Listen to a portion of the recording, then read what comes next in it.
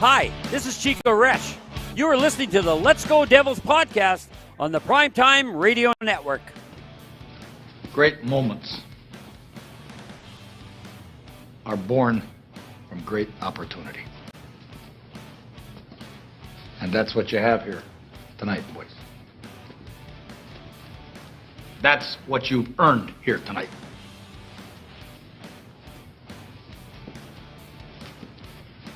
One game. If we played them 10 times, they might win 9. But not this game. Not tonight. Tonight, we skate with them. Tonight, we stay with them. And we shut them down because we can.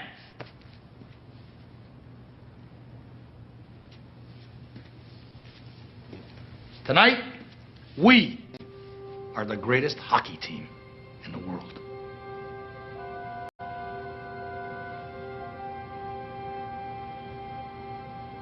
You were born to be hockey players. Every one of you. And you were meant to be here tonight.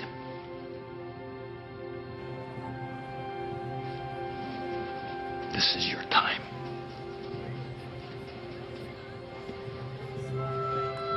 Their time is done. It's over. I'm sick and tired of hearing about what a great hockey team the Soviets have. Screw them. This is your time. Now go out there and take it.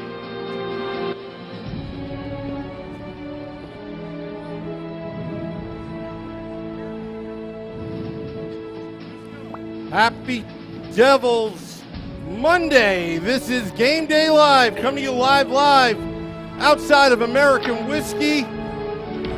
Streaming live on Facebook Live, YouTube Live, Twitter Live, and Twitch on the Let's Go Devils Network before the Devils take on the New York Rangers tonight for a Game 7, a game that Short Sky is...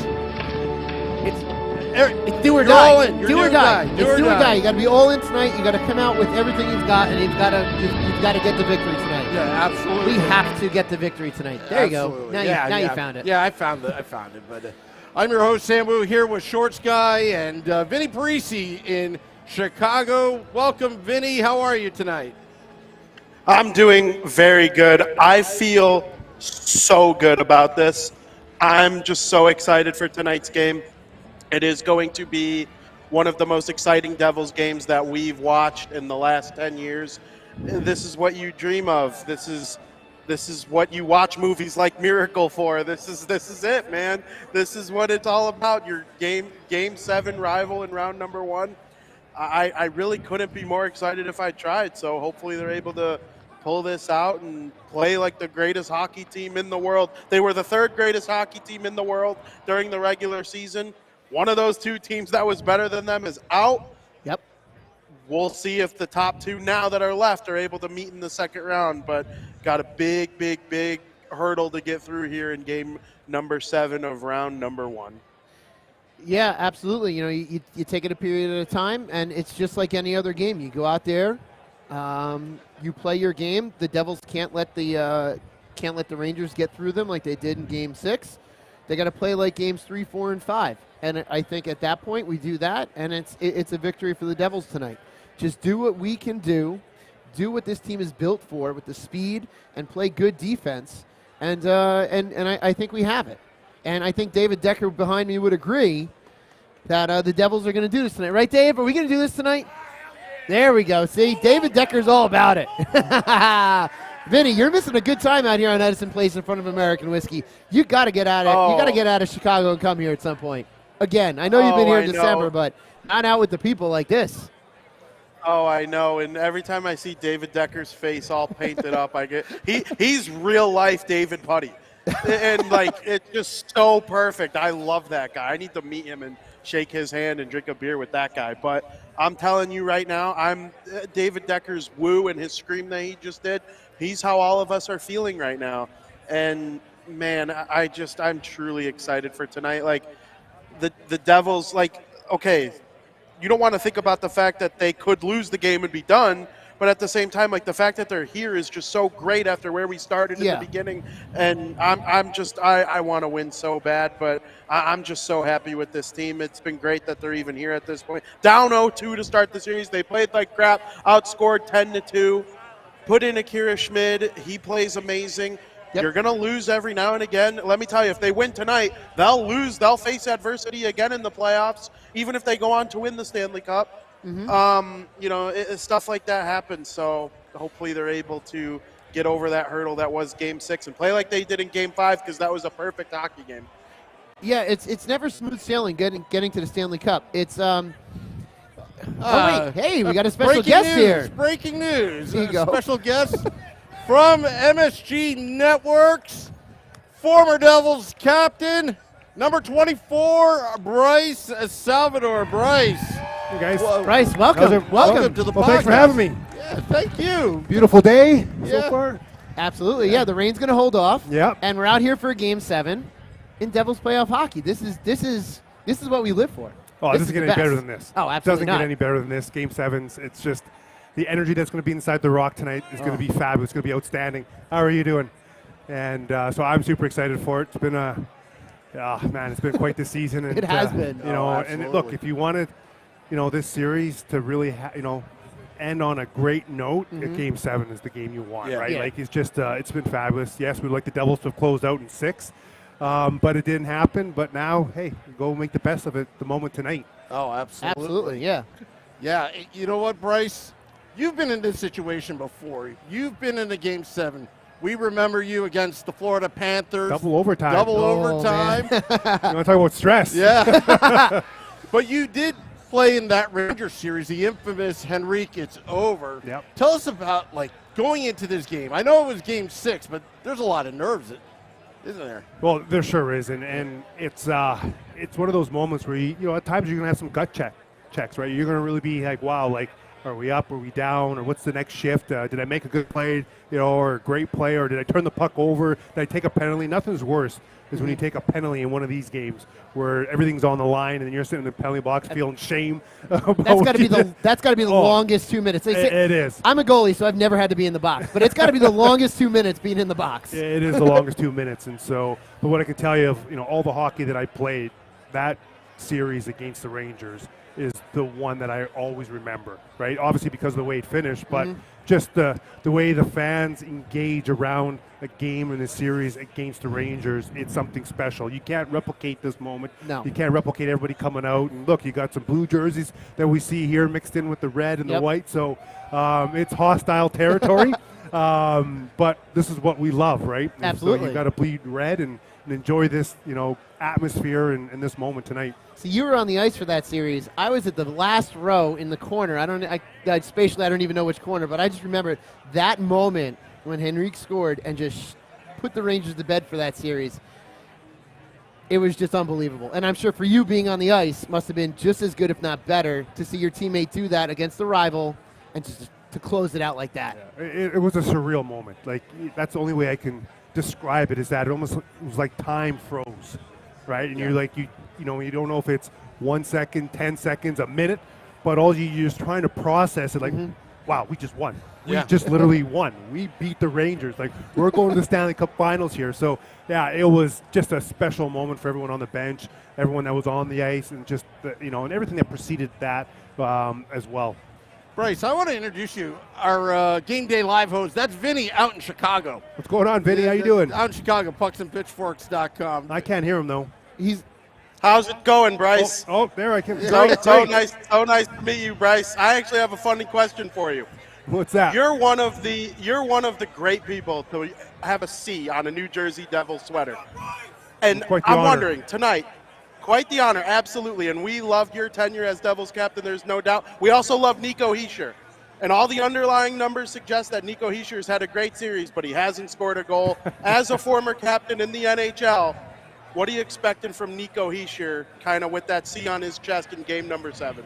Well, I know everyone's going to really look at that stat of having a big goose egg in the goal column, but the reality of it is he's been a warrior on both sides of the puck. Like, when he's been on the ice, he's been dominating the opposition. It doesn't matter who the Rangers put out against him.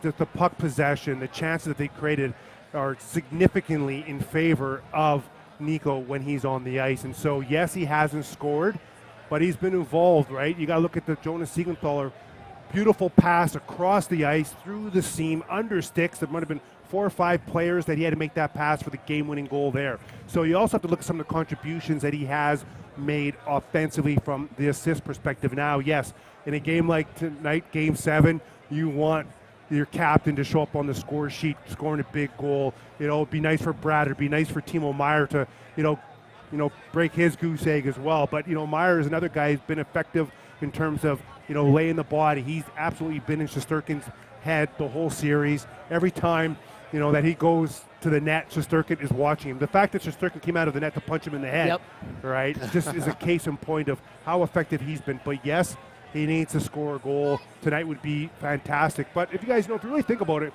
if you look at just the history of the NHL and the playoffs, not everybody can score in each series. Mm-hmm. So in this series here, we've had the Hollas, right? We've had the Plots show up in some big ways. And it might be those guys that continue to help the Devils get out of this series. And it could be the next series against Carolina, as where all of a sudden you see Hischier have, 4 goals, 5 goals in that series. And then maybe Holla and Plot don't show up at all in the score sheet. Yeah. That's just the way the ebbs and the flows go in the playoffs. And so you just have to make sure that you have a cohesiveness and that everyone's feeling confident about their game and the way that they're playing, that they feel that they're contributing and they have a value. And so right now, getting back to Nico Hischier, the fact that he has contributed offensively, assist-wise, he's killing penalties, he's playing a 200-foot game, he's getting the tough matchups, and the team has a chance to clinch a series against the Rangers. For me, he's checked off all the boxes. But yes, it'd be icing on the cake if he happens to score the game-winning goal tonight. Bryce, that would be great. YouTube Live, there are some questions for you. Yeah. Max is asking you, who's your favorite player to watch tonight? Wow, my favorite player has got to be Jack Hughes for sure, right? Oh, he's dynamic. It's just, he's been, maybe we'll say a little bit quiet in Game 6 because, he didn't really show up on the score sheet, but everything that we've seen from this kid is when the stakes are the highest, he shows up. Yeah. Right? He's going to be on fire. He's got the swagger. He's got just, that ability to exude confidence to everybody on the bench. And so I'm looking for him to have just a great game tonight. Look, if he doesn't show up on the score sheet, chances are he's going to be setting up somebody who does score because he's going to have the puck on his stick all night. But I think what's going to be really important if Jack Hughes maybe doesn't score, but then Brader gets going, right? Because he's also a dynamic player, and so I'd like to see him also control a lot of the puck possession and, most importantly, spend time in the Rangers' offensive zone. If we look at the first period in Game 6, the Devils absolutely dominated the Rangers, and so that's what I'm hoping is going to happen tonight. You have that same level of energy in the start, but don't take consistent penalties. There's going to be penalties. Hey, everyone that's watching, there's going to be penalties.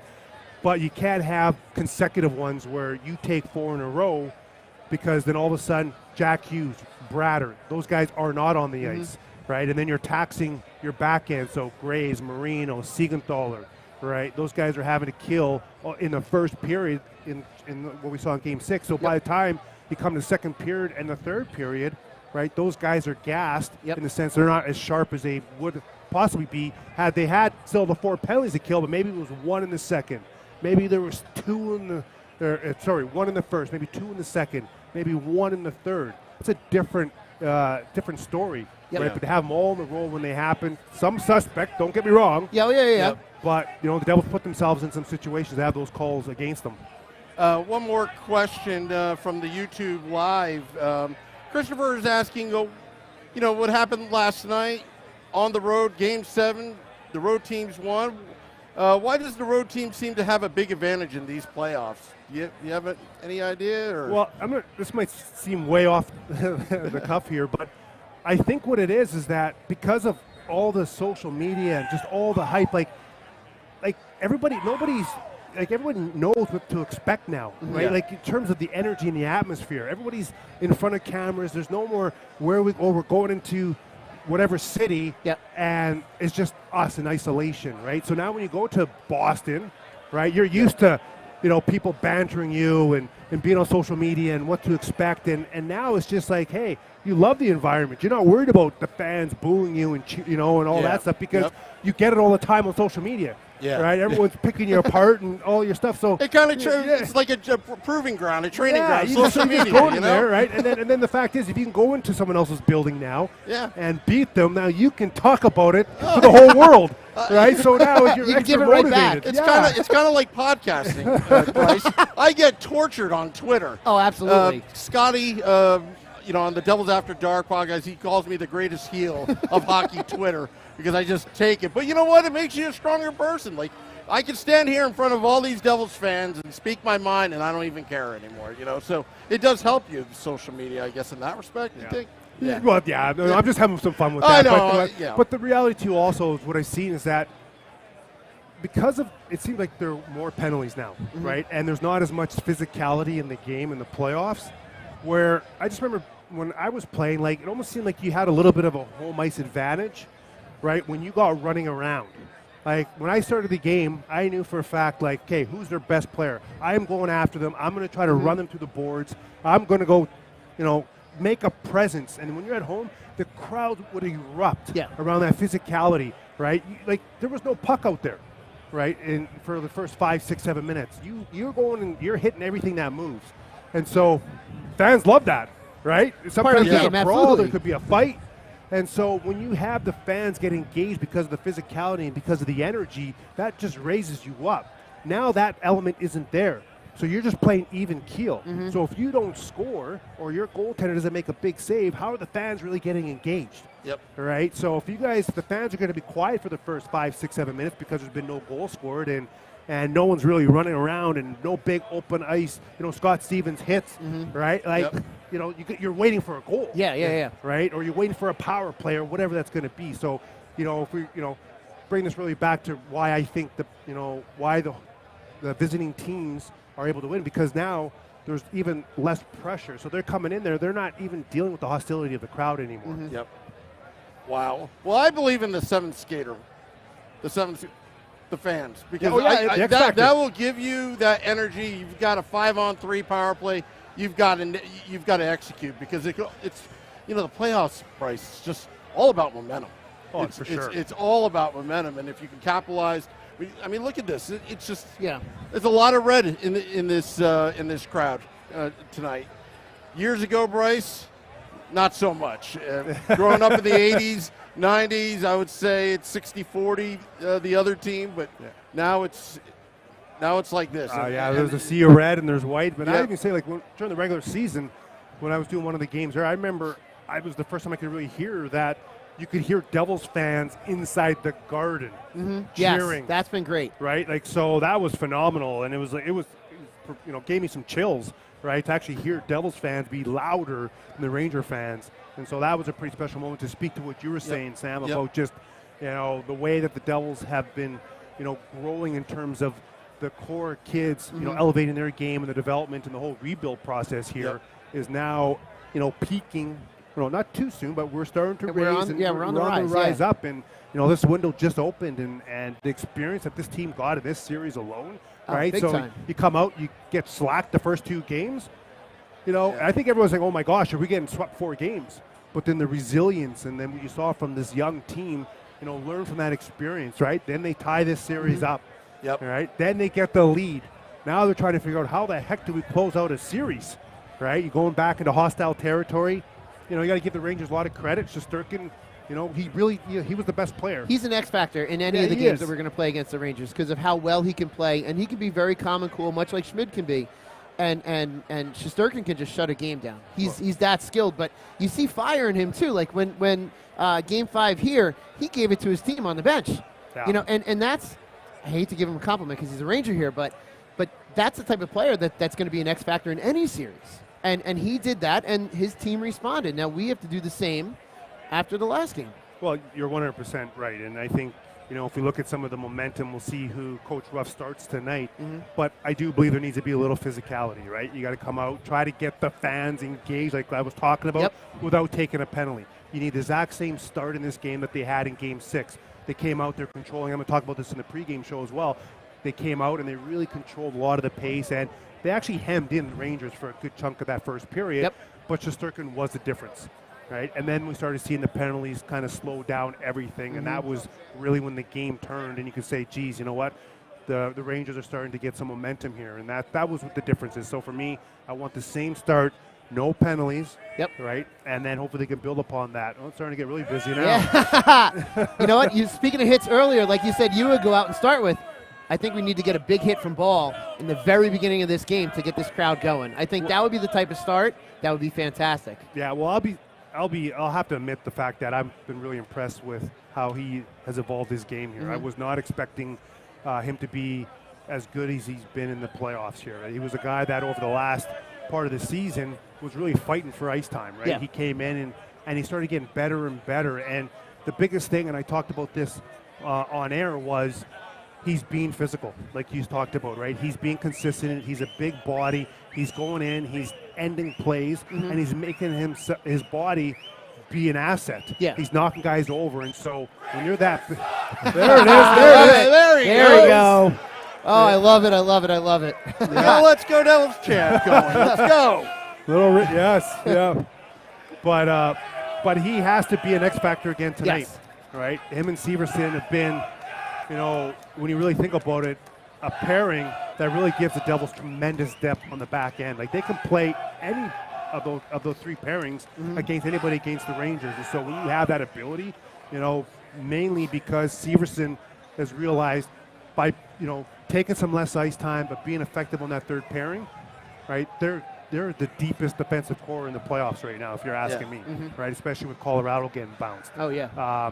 And that's what the Severson Ball pairing allows. I don't think that there's a really, like when you watch, I don't really see Coach Gill say, hey, you guys got to get off the ice. He lets them play, and that may seem like a subtle thing, but when you're a defenseman and you can be on the ice and know that, hey, it's a bad that line jumps on, that I don't have to just quickly drop everything that I'm doing to get off the ice, finish my play. The coach has confidence in me.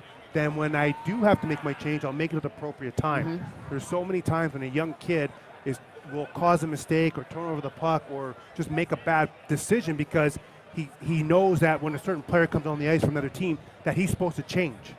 And so part of the development of a young defenseman is understanding when to change. Even though you're supposed to change, you can't just block everything else out and say, I got to change and give up bad opportunity against.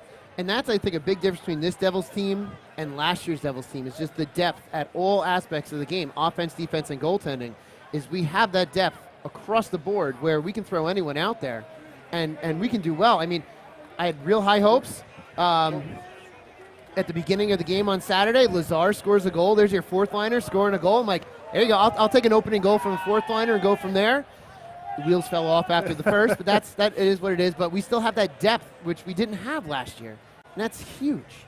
Well, yes. Like the Devils can roll four lines. Yes. All right. So I take our fourth line against the control line any shift. And so you're even seeing, like, even in that first period in Game 6, right? Didn't matter if it was McLeod line or if it was the Heischer line. They were hemming in the Rangers consistently, shift after shift after shift, because of how deep they are. And then you have all the Devils defensemen very confident in pinching, holding the blue line, keeping plays alive, because not only the Devils forwards, the depth in them, but they're all defensively responsible. So if Graves or Siegenthaler or we'll say Ball or Hamilton, if they're going to pinch to keep a play alive to extend offensive zone time, more often than not, there's always a forward filling in for them. And so that is something that's very difficult to play against. If you're against a team that their D are always going to be pinching, all right, and then even when you get past the pitching D, their forward was responsible to keep that puck in, it's just, you just get catered, right? Yeah. And you can't do it. And then you'll watch, even tonight, when the Devils get going like that,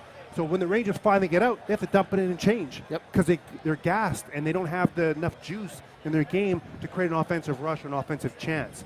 Right? So that's a little bit of just the importance of what offensive zone time can do for a team. But if you're just trading chances back and forth, that's when you get exposed. That's when the Rangers, I feel, can take advantage of the Devils. And as we saw, when the Devils don't get the puck out, which I would say Game 6 in the second period on Zibanejad's goal, and we say Tarasenko's goal, probably the first time, to be quite frank, all series where those guys had grade A chances in the slot. Yeah, that was the first, Yeah, where they were uncontested shots. So I know the Devils will clean that up. It was just, you can't be perfect all 6 games in the defensive zone, so they're bound to happen. But the other goals were, fortuitous bounces, great bounces for the Rangers, and that's the way it goes sometimes. Yeah.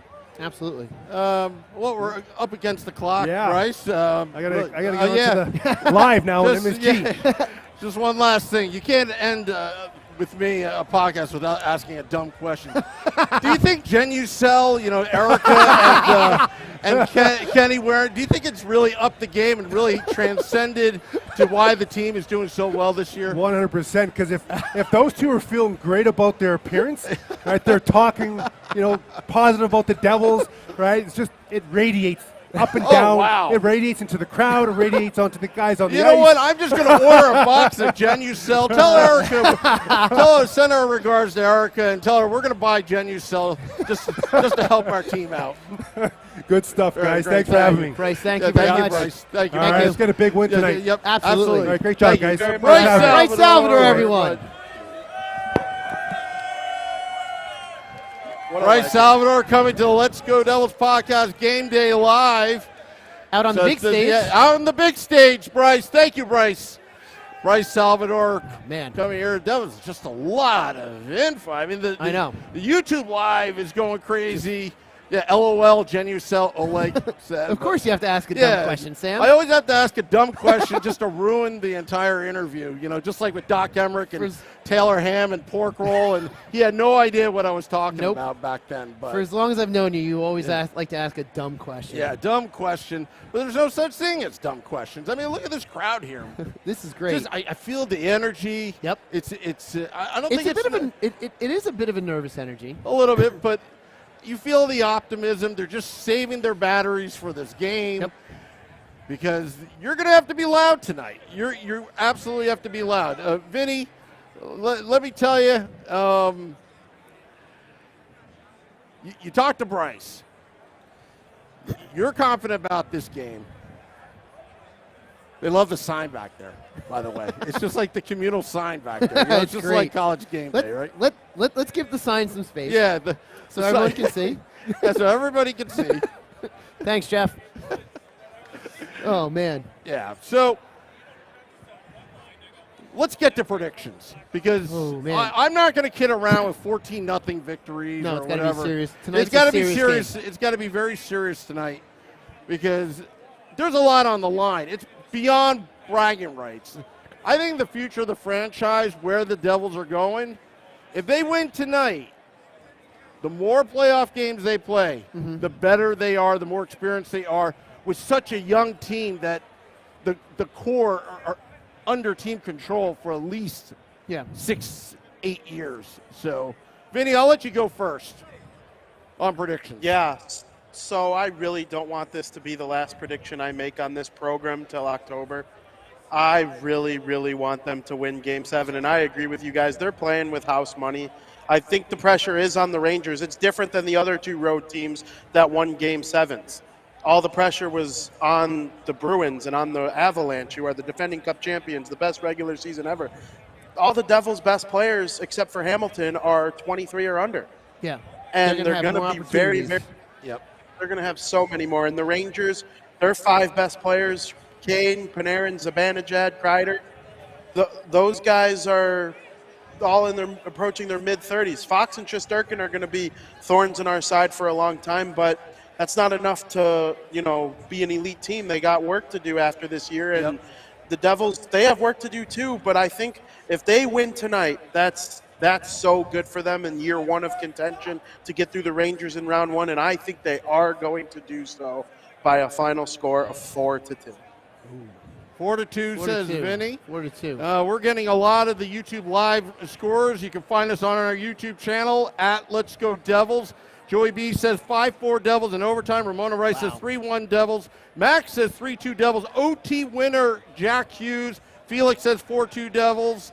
Steve Engel, I'm not going to read it. RME says 3-2 Devils. Gut says 4-1 Rangers. I'm wrong. Hart says 3-1 Devils. Koda says 7-0 Devils touchdown. Justin Lenham says 3-2 Devils. Select the Boy says 4-2 Devils. Joey B says 5-4 Devils. Domas says 3-1 Devils. Shorts guy, what's your prediction? All right, I'm gonna jump on the bandwagon that I heard a couple times, especially because I heard it from Ramona Rice. 3-1 Devils victory tonight in Game 7. John Sumner says 4-2 Devils. I think it's going to be 3-1 Devils. John Marino, game-winning goal. You just want that to make the call. I just love John Marino, Paul Marino. His dad is the great friend of the podcast. Awesome. He's an awesome guy. He's like the godfather of the New Jersey Devils, Paul Marino. If anybody knows him, he hangs out here at American Whiskey. Yeah, so, all right, well, I think we should get out of here and play some music and all that kind of good stuff. But, Vinny, thank you so much. We'll be back for Devils After Dark after the game. Scotty, a Sirius XM, Liquid Metal, and I will recap the game that was. Hopefully in a good mood tonight. Oh yeah, it's going to be a happy Devils Monday night. That's here at. How are you? This is Karen. I went to high school with Hi, Karen. her. Yeah. Thanks. You're looking good, Karen. You're looking good. Anyway. So man of the people, Sam. You're man of the people. So anyway, want to thank all those tuning in here on the podcast here at American Whiskey. Hey, Vinny, really quick, Vinny, you better watch this game somewhere where the Devils are going to win tonight. I'm watching it somewhere where the Devils are going to win. Right, I do not believe this is going to be the last Game Day Live that we do, but in case it is, I can't thank you guys enough for bringing me on board. I love this. So yeah, this has it's been been fun. Hopefully it's not our last. I don't believe it will be. Let's think get to round positively. number 2. Think positively. It's just going to be round 2. It's going to be a drunken atmosphere here at American Whiskey afterwards. Want to Let's thank Frank the Tank. Frank the Tank, the owner of American Whiskey, provides us somewhere around here. He stops traffic to build a stage here in the middle of Edison Place. I just want to say that, and also enjoy the game, everybody. I'm going to hit the button. I swear to you, I will. But yeah. So anyway, can we get a "Let's Go Devils" chant? Yeah, from the crowd here? Let's get a "Let's Go Devils" chant. Can we get a Durango Steve? Can we start a "Let's Go Devils" chant? Let's go. Hurry up.